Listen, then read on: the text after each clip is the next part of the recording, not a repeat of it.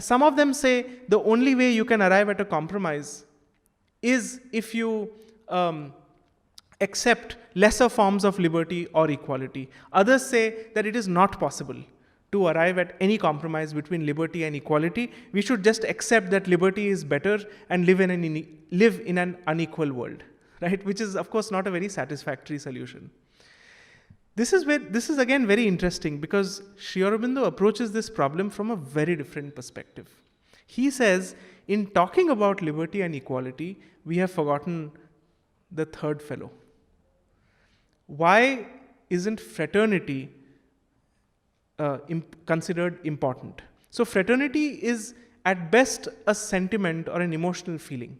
We are all common human race. We are all brothers and sisters, etc., etc. But Sri Aurobindo says the change that is required is very fundamental. And this is, I want to now read out something which is, he says, this is from his Bengali writings. Of course, I'm reading a translation. He didn't write a great deal in Bengali, but a few interesting essays are there. So in this he says, a conflict is going on between these two contradictory truths. However, the fact is that these two truths and feelings are not contradictory. Here he is referring actually to nationalism and internationalism. And he says, nationalism is a truth, internationalism is also a truth. I'm sorry, we'll come back to this a little later. I want to go back to liberty and equality first. So this is from a book called The Ideal of Human Unity, where he speaks about an idea called the religion of humanity. Religion of humanity. The phrase was first coined by a French philosopher called Auguste Comte.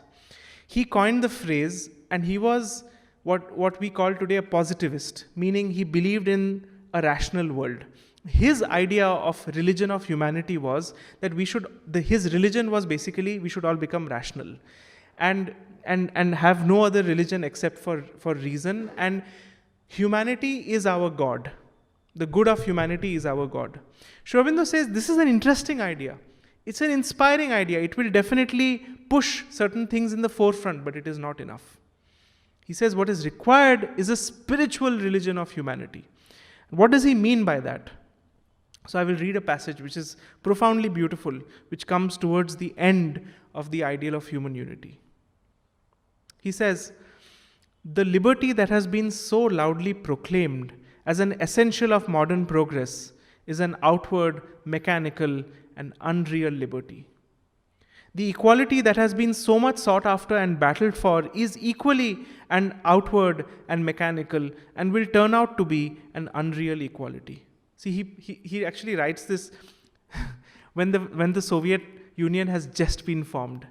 So the world is not even gone through the experiment to say that, oh, this is not working. So this is very prophetic, right? I'll just read out that last sentence again. He says, the equality that has been so much sought after and battled for is equally an outward and mechanical and will turn out to be an unreal equality.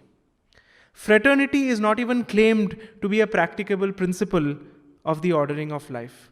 And what is put forward as its substitute is the outward and mechanical principle of equal association, or at best a comradeship of labor. Freedom, equality, brotherhood are three godheads of the soul. They cannot really be achieved through the external machinery of society or by man, so long as he lives only in the individual and the communal ego. A society that pursues liberty as its ideal is unable to achieve equality. A society that aims at equality will be obliged to sacrifice liberty.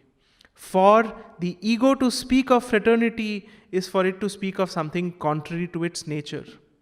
Yet, is brotherhood the real key to the triple gospel of the idea of humanity? The union of liberty and equality can only be achieved by the power of human brotherhood, and it cannot be founded on anything else. But brotherhood exists only in the soul, and by the soul, it can exist by nothing else.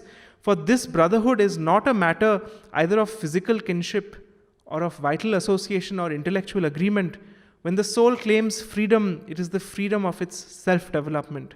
the self-development of the divine in man in all his being. When it claims equality, what it is claiming is that freedom equally for all and the recognition of the same soul, the same Godhead in all human beings.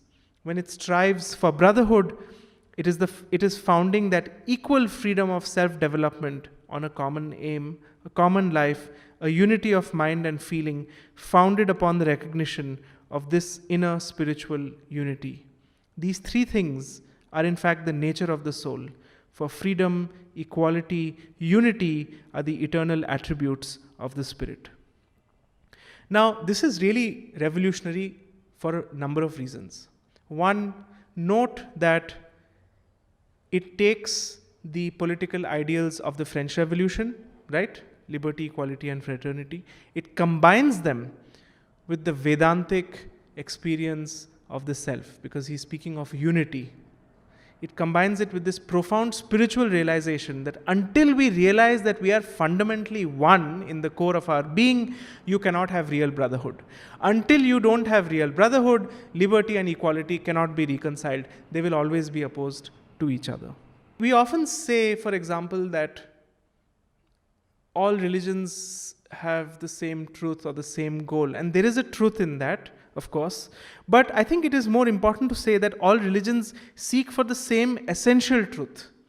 But these approaches are quite different.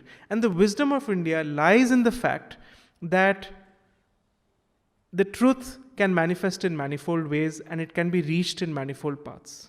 And so the nationalism of India, therefore, understood in this sense, is profoundly important, not just for India, but for the world as well. Because that allows it to say that, look, we can all coexist, we can all be ourselves, and yet we can feel a sense of living oneness and unity with others around us.